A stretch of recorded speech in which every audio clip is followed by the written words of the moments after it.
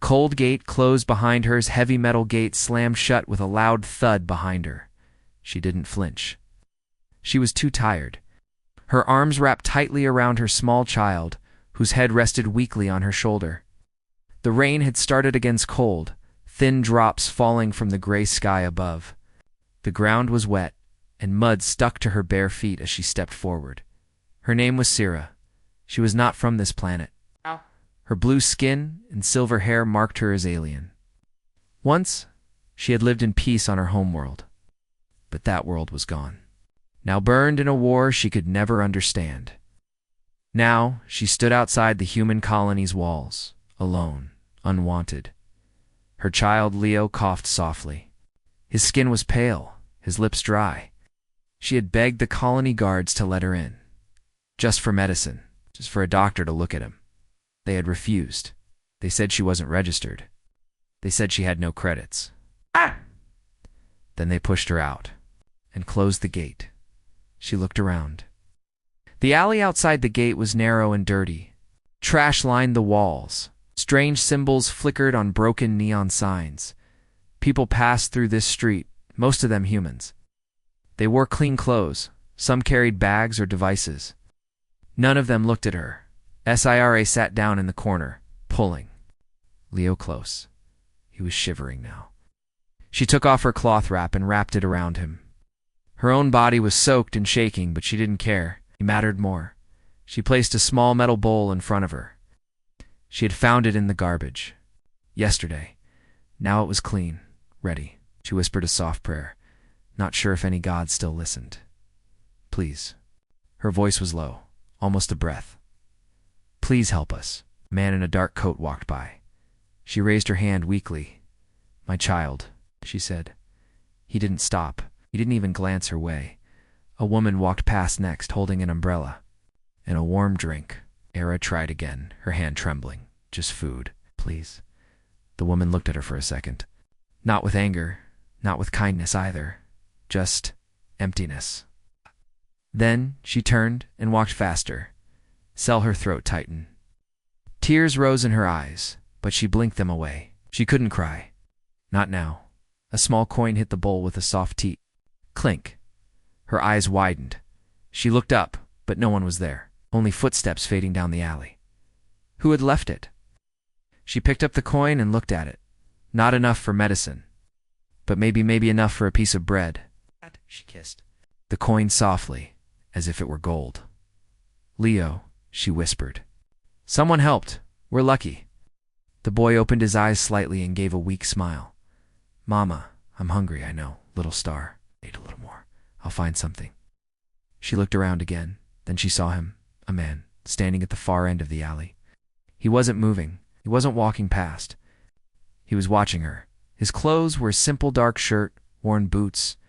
He looked human, but something in his eyes was different. Not cruel, not afraid, just curious. Serge looked away quickly. Maybe he would walk on like the others, but he didn't. He stayed there for another minute. Then, slowly, he turned and walked away. She didn't know what to think. She held her son closer, her heart heavy. Maybe tomorrow someone would stop. Maybe someone would care, but not today. The cold wind blew again, carrying the smell of wet stone and rotting garbage. Leo closed his eyes again, too tired to speak. Sira stroked his hair gently. Her lips moved silently, singing a lullaby from a world that no longer existed. Behind her, the metal gate stood tall and closed. And in front of her, the city kept moving and carrying fast and full of strangers. But somewhere in that city, a man had stopped to watch. And that was the first thing. That didn't feel cold. The stranger returned at nightfall. City lights began to fade as the sky turned darker. The narrow alley where Sira sat had grown quiet. Most of the day's footsteps had passed. The crowd was gone. The merchants had closed their stalls. Now only shadows moved in the corner of the city where the forgotten stayed. Sira's back ached. She had not stood in hours. Her child, Leo, lay against her chest, barely moving. She had given him the small piece of stale bread she had bought with the coin. She hadn't eaten. Her lips were dry, her breath shallow. Still, she hummed that same soft song quietly, just for him. Suddenly she felt it again. Someone was watching. She looked up slowly, expecting just another stranger passing by. But it was the same man from earlier. He stood still, right where he had been before, at the far end of the alley. This time, the wind blew his long coat gently behind him. His face remained in the shadows, but his eyes caught the flickering neon light from the wall, calm, unreadable. He walked toward her. Each step echoed softly through the alley. Not rushed. Not hesitant. Steady. Sierra's heart beat faster not from fear, but from something she hadn't felt in a long time. Hope. He stopped just a few feet away. He's still alive? The man asked. Sarah nodded slowly, hugging her child. Tighter, barely. The man looked down at the metal bowl, now empty again. You've been here all day. I wasn't allowed back in the gate, she whispered. I tried. Crouched down. What's his name? Leo. His eyes stayed on the child for a long moment. Then, without a word, he reached into his coat and took out a small sealed pack. He placed it in her hand. It was a nutrient bar, sealed, clean. A full human ration stared at it in disbelief. This for us, the man nodded. He needs strength. She opened it quickly and broke it into pieces, placing a tiny bit into Leo's mouth. The boy chewed slowly, then swallowed. His eyes opened slightly. Thank you, Mama, he whispered. The man stood again, watching silently. Why are you helping us? She asked softly. No one else did. He looked away as if remembering something painful not everyone deserves. To be forgotten, he said. Then he turned and began to walk away. Sierra called out, Please, who are you? He paused. I'll come back tonight. Don't leave. And then he was gone, his footsteps swallowed by the darkness. The hours passed slowly, slowly waited. Cradling her child, feeding him the last crumbs of the ration bar.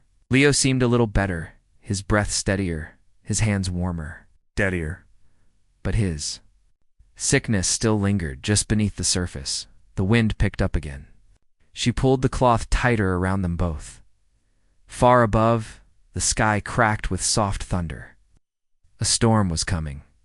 She looked toward the alley's end again, searching for movement. He said he would return. But what if he didn't? What if it was? Just one moment of pity, and now he'd forget her, like all the others. And then she heard footsteps again. But these were different. Sharp, fast, more than one. Her heart sank. 3 figures entered the alley. Human men, rough, loud, and not kind. What do we have here? One of them said, laughing. The other pointed at her. She's got alien blood. Look at her skin, freak. They walked closer, forming a half circle around her. You begging here, girl? The tallest one asked. You need a license for this street? You got one? Sierra said nothing. She hugged Leo tighter. Hey, we asked a question. One of them kicked her bowl, sending it clattering across the alley. Lio cried out. Sierra tried to stand, but her legs were weak. Leave us alone, she said, her voice shaking. Or what? One man leaned down. You'll scream? Oh. No one cares. Suddenly, there was a loud metallic clang behind them. The men turned. The stranger was back. He stepped into the alley slowly, holding something in his hand. A long, old metal pipe. I care, he said. One of the men laughed. And who are you? Grandpa. Someone who doesn't walk past starving children, the stranger said. Before they could reply, he struck fast, silent, with precision. In seconds, 2 of the men were on the ground, groaning. The third ran. The stranger looked down. At Sierra, breathing heavily. Are you hurt? She shook her head. Thank you. We don't have much time, he said. They'll call others. He picked up her son gently. Can you walk? Sierra stood. This time her legs obeyed. Yes. He led her through the dark alleys, moving. Fast but carefully. The city was sleeping, but danger still lurked everywhere. Finally, they reached a rusted gate at the back of an old warehouse. He punched in a code. The gate opened slowly. Inside was warm. Lights flickered. A small cot. Old. Supplies. And safety. He placed Leo on the cot. "He can rest here," he said. "I'll find medicine in the morning." Sarah looked around. "Why? Why are you helping us?" The man finally looked her in the eyes. "Because once," he said, "someone helped me," when everyone else looked away. The past he tried to forget, rain had stopped. But the storm had left its mark. Inside the old warehouse, Sarah sat beside her sleeping child. Leo was breathing easier now. His fever had dropped. His face looked calmer, though still pale. In an old blanket, he clung to it like it was safety itself. She looked around the room. It was quiet and dim. The lights were old, buzzing faintly. The air smelled of dust and metal, but to her, it felt like a miracle. After nights under the open sky, this broken place was heaven. The stranger stood a few feet away, fixing a broken heating panel. The small flames inside flickered to life. Warm air spread slowly across the room. "You never told me your name," Sarah said softly.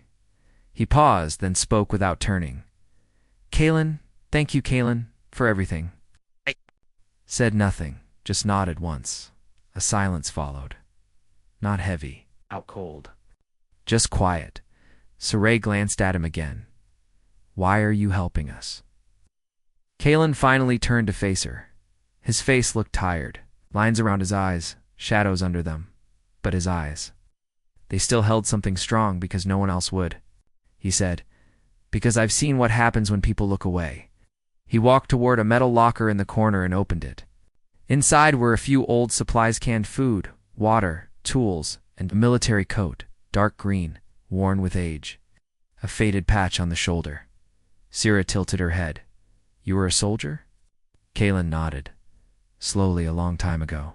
Way back when humans were first settling this planet. There was war, alien tribes, pirates, sickness, starvation, and you fought in it. I was trained to kill, to follow orders, protect humans first." "That was the rule?" Sarah swallowed, "but you don't follow it now." He looked at her. "Not with regret, but with truth. One day, during a supply drop, we found a village. Alien refugees. Starving, just like you. Weren't enemies. They were just trying to survive." "What happened?" Sarah whispered. The commander gave the order to walk past. "Leave them. Save the rations for our people." Kaylin's voice dropped lower. But one girl ran out. Maybe 10 years old. Thin. Holding her baby brother. She begged me. Said he hadn't eaten in days. He stopped. Took a deep breath. I gave her a food bar. Just one. Sarah's hands gripped her son's blanket tighter, and they punished. "You worse." The commander beat her for touching me, then told me to shoot the boy for stealing. Her eyes widened. "You didn't know?" I pointed the rifle at the commander instead, then walked away. "Happened to them?" she asked. "I never saw them again. But since then, I promised myself if I ever saw someone begging like she did, holding someone smaller, I would never look away again." His voice shook slightly. "That's why when I saw you, I knew I couldn't leave." Sudden noise broke the quiet. Beep, dash beep. Beep, a red light flashed near the door. Kaylin moved fast, scanning the control panel. His face tensed. Someone just pinged the access gate. They're searching sectors. "The men from before?" Era asked, fear rising in her chest. "Maybe, or worse. This sector is restricted, only registered humans can be here." And I broke. "That rule bringing you in? What do we do?" "Stay quiet. Stay hidden. Don't open that door for anyone but me." Kaylin picked up his jacket, strapped a small device to his wrist, and pulled a hidden pistol from under the cot. "Where are you going?" Sarah asked. "To erase the logs. If they track this place, we all disappear. What if you don't come back?" He looked at her, then down at Leo, still sleeping. "I will." Then he left quiet as a shadow. Sarah sat alone now, at the red light. On the door blinked once more, then stopped. Silence returned, but it was heavy now. Every creak of metal made her heart jump. She rocked Leo gently, trying to stay calm. Time moved slow, like cold syrup, then dash another sound. Not the door. The wall. Behind the shelves, soft footsteps. She froze. Someone was inside. Shadows. Behind the wall, Sierra's heart pounded. The sound had come from behind the storage shelf, quiet. Slow, like someone trying not to be heard. She held Leo tightly, placing her hand gently over his mouth as his breathing became soft. Her eyes stayed fixed on the shadows near the back wall. The flickering light above buzzed once and dimmed, making the corners of the room darker than before. "Kalen, please come back." The small knife he had left on the table was just out of reach. She didn't move. One wrong sound, and whoever was in there might hear then. A soft creak, a loose floor panel moved. Someone was there. Her breath froze in her chest. A low voice whispered, "Is she still here?" Second voice replied, "Don't see the man." She's alone, probably weak.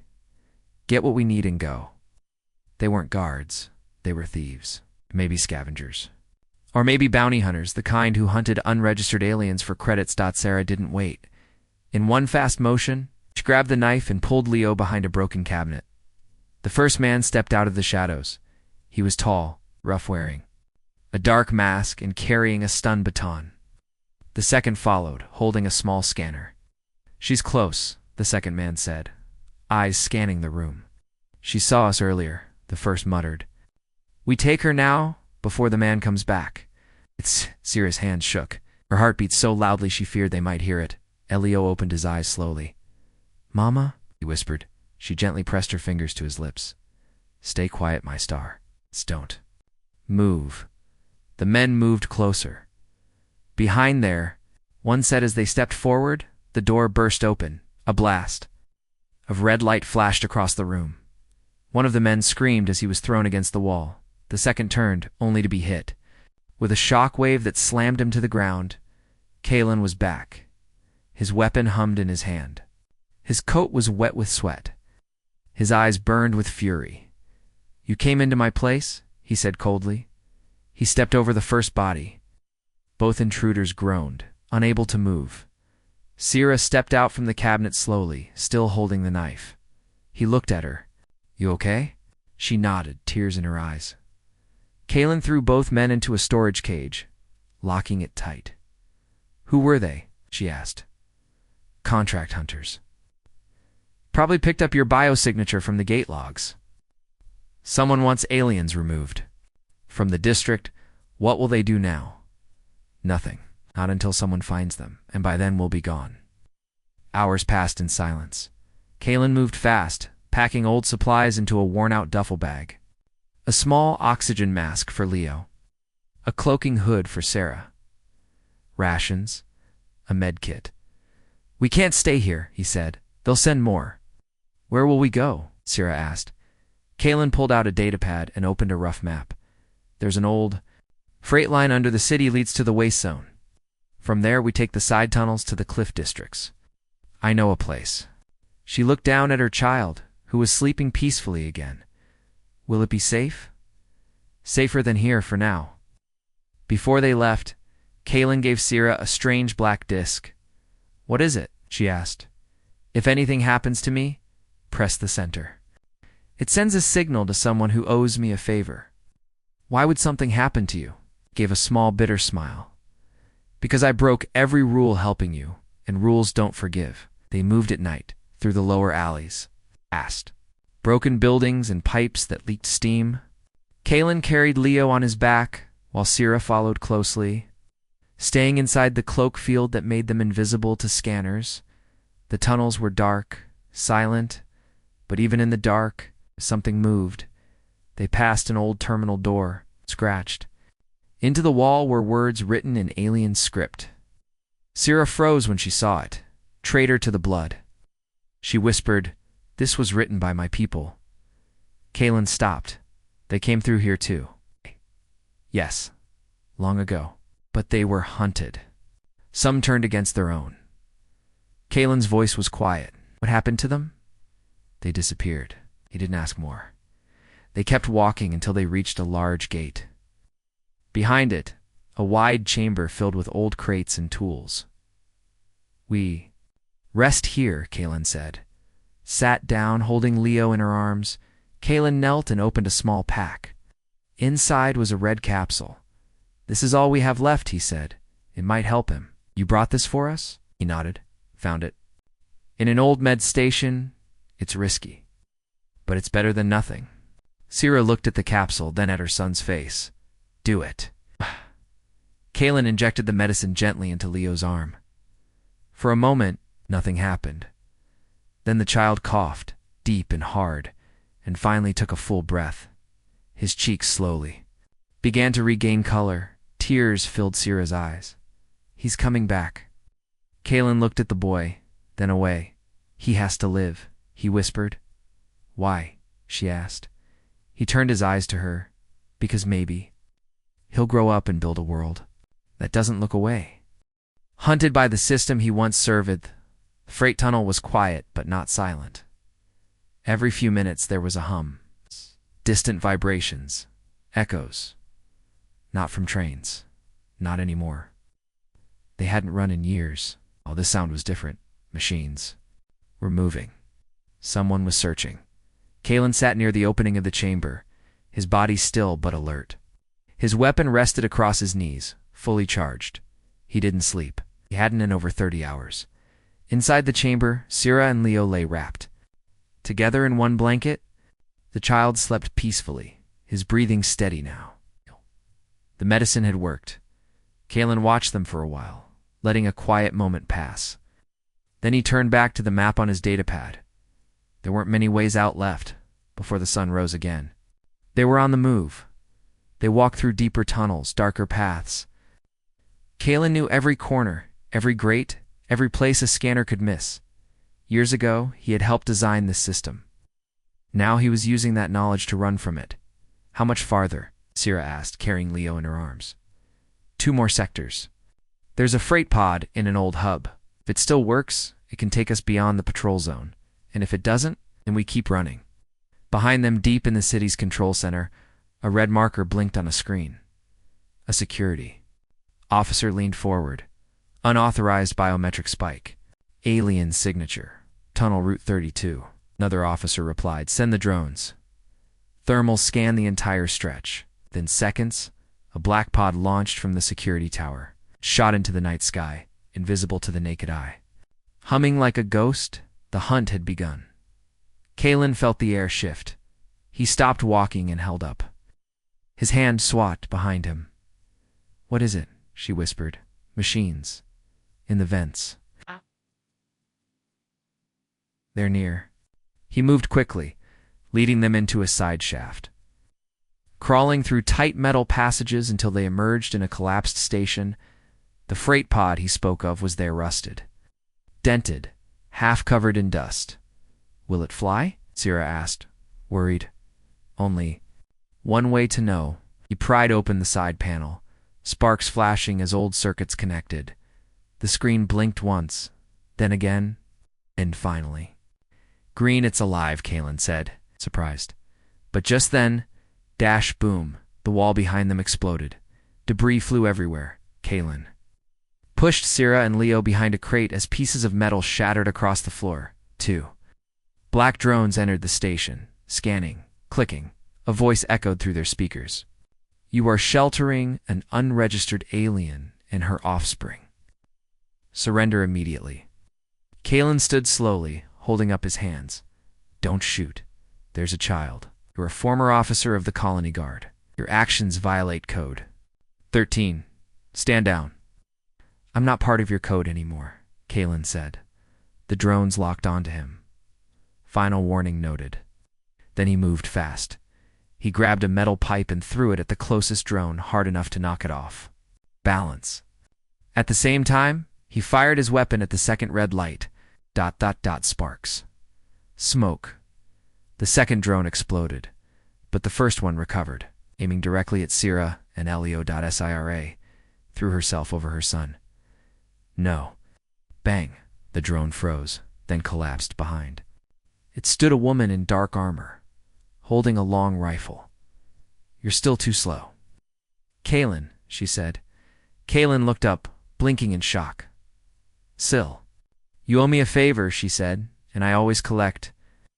They sealed the pod and launched within minutes. It roared to life and shot through the old tunnels like a dying comet. Inside, Syrah stared at the woman. Who is she? An old friend, Kaylin said. Friend is a strong word, Sil replied. He saved my life once. Now I saved his. Sil walked over to Syrah and looked at Leo. Cute kid, she said. He's lucky.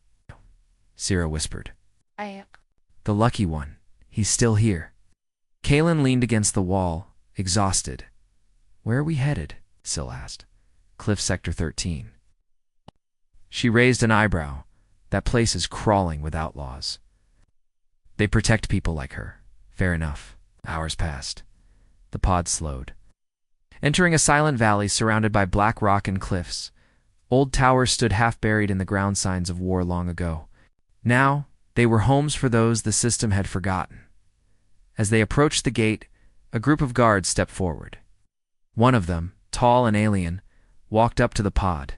He stared at Syrah and her child, and turned to Kaylin. Why bring her? Here human, because she still believes in life, Kaylin said. And that's worth saving. The alien stared for a long moment, then nodded. Then she stays. Syrah exhaled for the first time in days. Elio stirred and opened his eyes. Mama, where are we? She smiled. Somewhere safe, little star.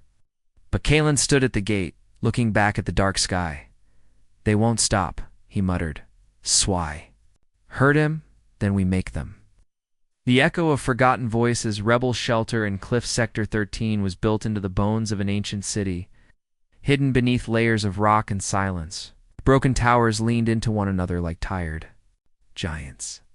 Old stone pathways ran between ruins, now home to outcasts, runaways, and survivors, many with stories like Syrah's. The humans here didn't wear uniforms. The aliens didn't hide. And most important of all, no, one looked away, sat by. A window carved into stone, watching the stars with Leo sleeping in her lap. His small chest rose and fell with steady breath. He looked stronger every day, now color returning to his cheeks, his laughter returning in tiny, soft sounds. Kaylin had kept his word, but something in him had changed since they arrived. He was quieter, more distant. Morning, he trained alone. Every night, he checked the sky with scanners he had built from broken tech. .SIR, a new Y. They're coming, aren't they? She asked one evening. Kaylin didn't answer right away. He just kept cleaning his weapon. Then he looked up. Double quotes, yes. The dark corners of the city above, a secret meeting took place. The regional enforcer, tall man with silver implants and sharp eyes, stared at a screen showing Kaylin's face. Traitor, he said coldly. Broke protocol, fed an illegal alien, then disappeared. We tracked his signal, an officer reported. He's in the cliffs. With her, the enforcer nodded. Launch Operation Cleanse. Tonight, burn everything that moves. What about the child? The enforcer's eyes narrowed, especially the child. Back in the cliff shelter, Kaylin met with Sil and a small group of fighters, Zalian and human. They circled around an old table with a glowing map in the center. We have 2 hours, Kaylin said. A drone ping just brushed this canyon. No, we're here. We can't win a direct fight, Sil replied. We don't have to win. We just have to hold long enough for the civilians to escape through the caves. A tall alien woman spoke up. Why do you fight so hard for them? For her. Kaylin looked toward Syrah's room, because the system that raised me taught me strength. But it forgot kindness. I won't make that mistake again. That night, the wind howled through the canyon. Dust rolled over stone like waves across. Sand then, the sky lit up. 3 black ships entered from the South Stealth class. Armed and scanning, Sir held Leo close as the ground trembled under her feet. She could feel the fear returning, not just hers, but in the air. Around everyone, Kaylin burst in. You have to go now. What about you? I'll stay behind. She shook her head. No, not again. This isn't your fight, Syrah. It became mine the moment you gave him hope. She stood, stronger than he'd ever seen her. I won't hide anymore. The evacuation began. Women, children, elders all moved toward the rear caves. Guided by rebel scouts, Kalen and Syl led the front defense near the broken archway, a natural choke point. Made of old stone and collapsed metal, just as the first. The enemy drone appeared in the sky. Second wave landed from the cliffs above. Kalen fired the first shot. The battle began. Meanwhile, Stira helped carry a wounded child from the smoke. She handed Leo to a young alien girl and ran back into the shelter. Her heart raced not from fear but purpose. In the command room, she found the emergency beacon. She remembered the black disc Kalen gave her. She placed it on the console, pressed. The center, a red light blinked. Nothing happened. For a long moment. On the battlefield, Kalen was bleeding from a cut across his shoulder. Syl fought beside him, covering his side as wave after wave of troops came down the rocks. "This is bad," Syl muttered. "This is worse than bad," Kalen said. "We're almost out of ammo." Just then a roaring sound echoed across the sky, a ship. Fast. Old, but powerful. It dropped from the clouds and hovered over the battlefield, spraying a wide EMP burst that knocked the attackers back. Then it landed. The door opened. A massive alien figure stepped out, a mermaid of bone and metal, eyes glowing gold. "You still have friends in old places," the giant said. Kalen grinned. "You got my message?" "I owed you," the alien replied. "You saved my daughter once. I save your world." The remaining attackers were crushed beneath the firepower of the new arrival's warriors. Within minutes, the ground was silent again. Later that night, beneath the stars, Kalen sat beside Sierra and Leo near a campfire. The flames danced softly. Leo looked up at Kalen and asked, "Are we safe now?" Kalen looked into the boy's eyes and said, "For now, yes." Sierra leaned against him. "You didn't have to stay." He shook his head. "I did. Because if we all walk away from those who beg for help, then we lose the right to call ourselves human." The child who made the Galaxy Listith battle was over, but the scars were fresh. Smoke still curled from the broken rocks. Burnt ground stretched across the old shelter ruins.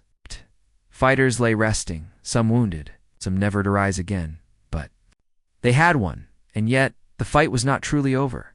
The colony's leaders had not expected defeat, and they would not forgive one. They were already preparing the next step, a silent kind of war. Lies, threats, policies that crushed hope without using weapons. Kalen knew it. So did Sir, and so did Lai. Days later.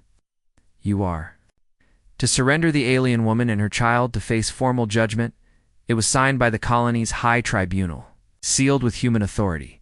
But the people of the cliffs didn't bow to such seals. Instead, they gathered alien and human, fighters and farmers, refugees and rebels. They formed a circle beneath the open sky, around Sierra and her child. "What do we do now?" Sierra asked, holding Leo's hand. Kalen stepped forward. "We don't run anymore. We show them who he is." A broadcast was planned, a signal strong enough to reach across planets, colonies, and sectors. They called it the plea of the innocent. And at the center of it stood Leo, not a warrior, not a rebel, just a child with silver blue skin and eyes too wise for his age. The screen blinked on cameras activated, and Leo stepped forward. He looked into the lens and said simply, "My name is Leo. I was hungry. I was cold. My mama asked for help. No one came. Only one human saw us. He didn't look away. He didn't ask where we came from. He just helped. I don't know what illegal means, but I know what kindness is. And I think that's what being human should mean. So please, don't send ships. Don't send orders. Extend hope. And let children like me live." The message ended. The screen went black. It spread across space like wildfire at first. Only a few watched it, then millions, then leaders, on planets where aliens were feared. People cried, on ships that once turned away refugees. Captains watched in silence, and in the cold halls of the High Tribunal itself, The enforcer, who once gave the kill order, sat quietly, his hands trembling. For the first time, what they had chosen not to see? A new vote was called. One that had not happened in decades, to rewrite the code of humanity. 2. Make space not just a place for humans, but a place for everyone. In the cliffs weeks later, a messenger arrived with a datapad. Kalen read it aloud. Status update. Leo of the Blue Blood is now recognized under new protection protocols. He is no longer an alien outsider. He is now a citizen. The crowd exploded with cheers. SIRA covered her mouth with shaking hands. Kalen looked down at Leo. You just changed the stars, little one. Leo blinked. I didn't do anything. Big, Kalen smiled. Sometimes the smallest voice echoes the loudest. The following morning, Kalen stood at the cliff's edge. Sierra walked up beside him, holding 2 cups of warm brew. You could leave now, she said. Your name is clear again. You're free. Kalen looked out across the endless sky. I won't leave. Why? He looked at her because there are still more people begging in the shadows, more children being ignored. And I won't look. Away, Sierra smiled. For the first time, without pain in her eyes, then we helped them together. She reached for his hand. He took it slowly, gently, and behind them. Leo watched his small fingers drawing stars in the dirt they had once been. Abandoned. But they had built a new beginning together. And this time, everyone was watching.